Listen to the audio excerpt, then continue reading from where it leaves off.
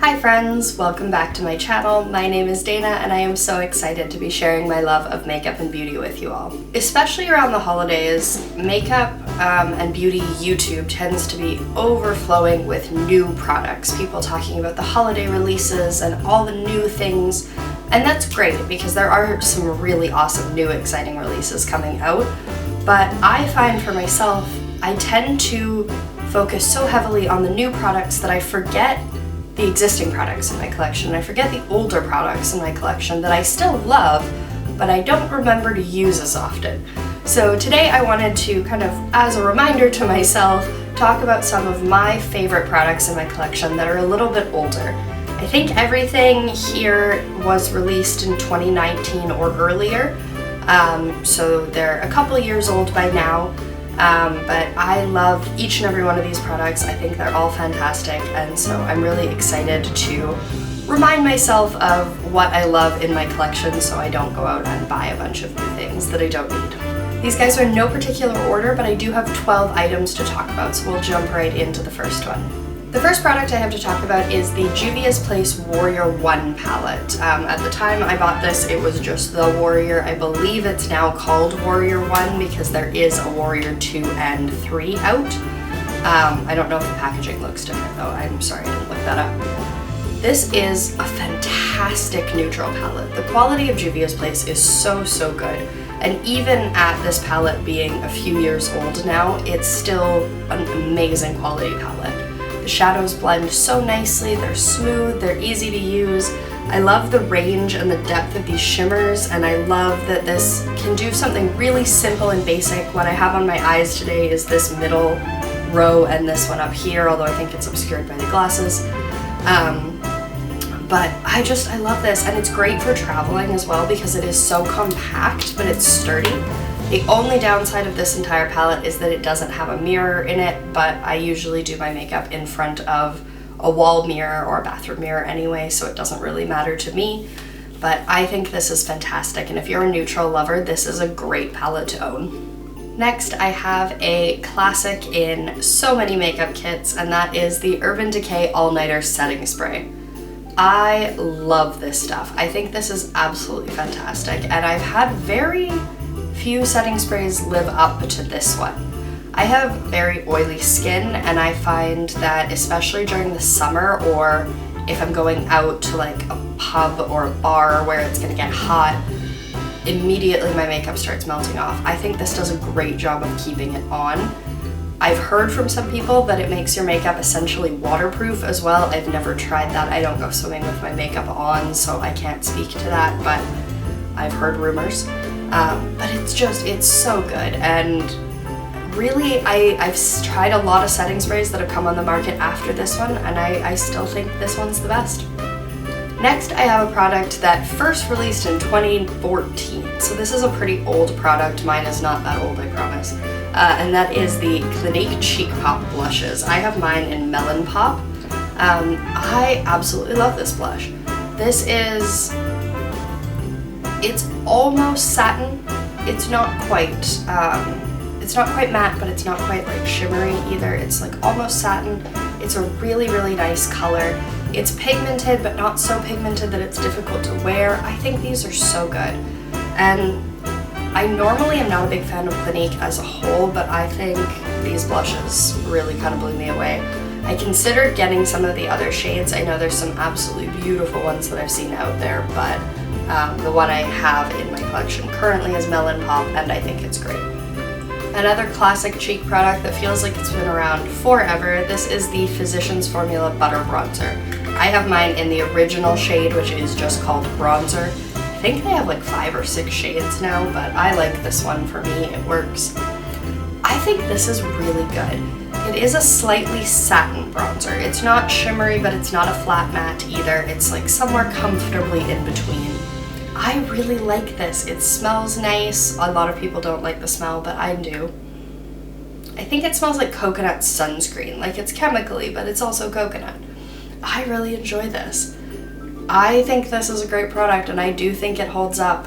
Between bronzers and contours, I only have 4 in my collection total, and this is definitely the oldest one, but I keep it in my collection because I do think it's great. This is a product that definitely makes me think of being in high school and wearing makeup sort of regularly for the first time, and that is the MAC Satin Lipsticks. I have Mocha here, which just looks like that, but I've had many of these in the past. I only have 2 now, I think, maybe 3. I don't have nearly as big of a collection as I used to, but I still love this formula. Especially the satin ones. They're nice and they're long lasting, but they're not overly drying, and they're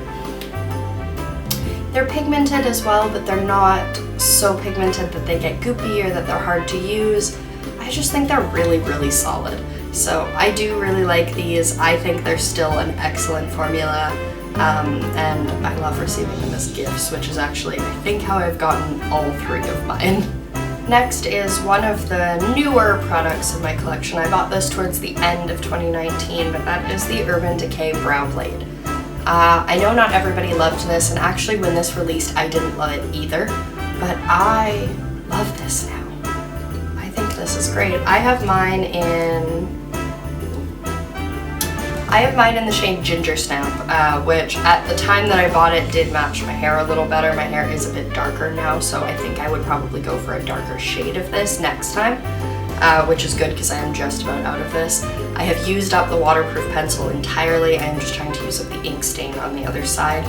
But I think this is really good. I really like this product, I think, for creating those like nice, soft, fluffy brows and making your brows look filled in with the pen side. I think it's just great.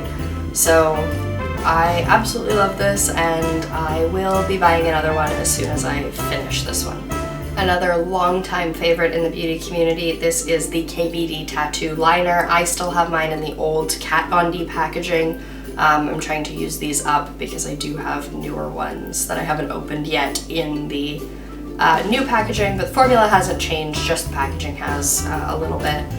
I love this stuff. I think these are great.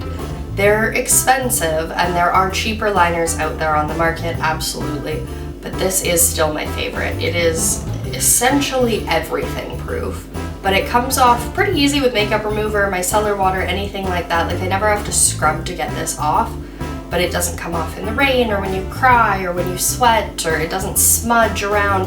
I found a lot of my eyeliners and my mascaras have kind of been smudging the more I wear a mask during the day, and this stuff just doesn't budge. So I think this is great. I absolutely love this, and I will continue to buy now that it is KVD Vegan Beauty. Even though I was never the biggest fan of this brand, I was definitely sad to see Becca go, because the Becca Shimmering Skin Perfectors are still such a good highlighter. I have mine here in the shade Rose Quartz. It's the one with the flowers pressed into it. I don't know if that was like a limited edition thing or if all the Rose Quartzes had them, but I love this. I love pinky highlighters. I think they're so good. I never got on well with like Champagne Pop or anything like that because I'm not a big fan of like gold or warm colored highlighters, which I found Champagne Pop was a little too warm for me. But Rose Gold is so good. These are so good.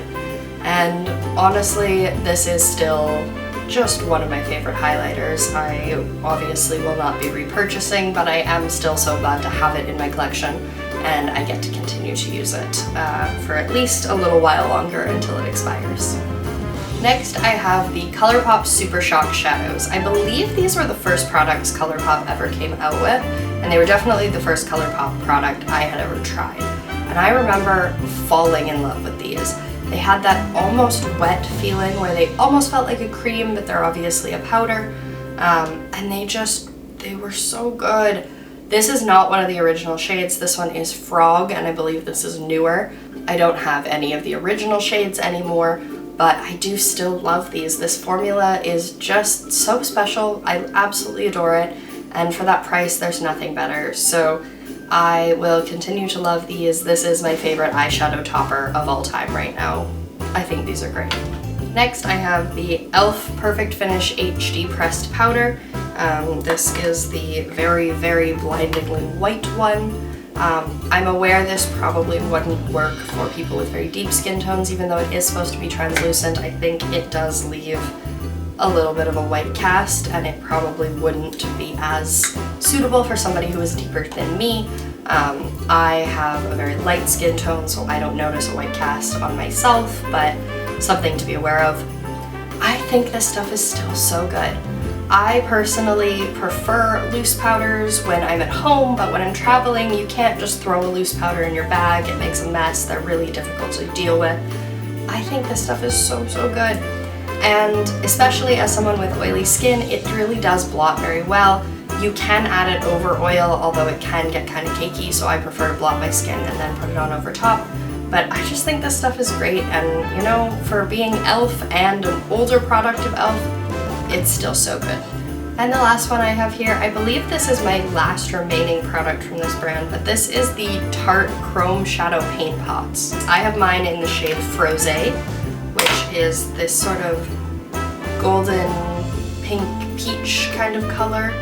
I absolutely adore this. This is a really beautiful shadow topper, or just as a standalone shadow. If you're into those like subtle one kind of wash of colors, these work really well for that. If you're not, they pair really well with other eyeshadows. They blend very well.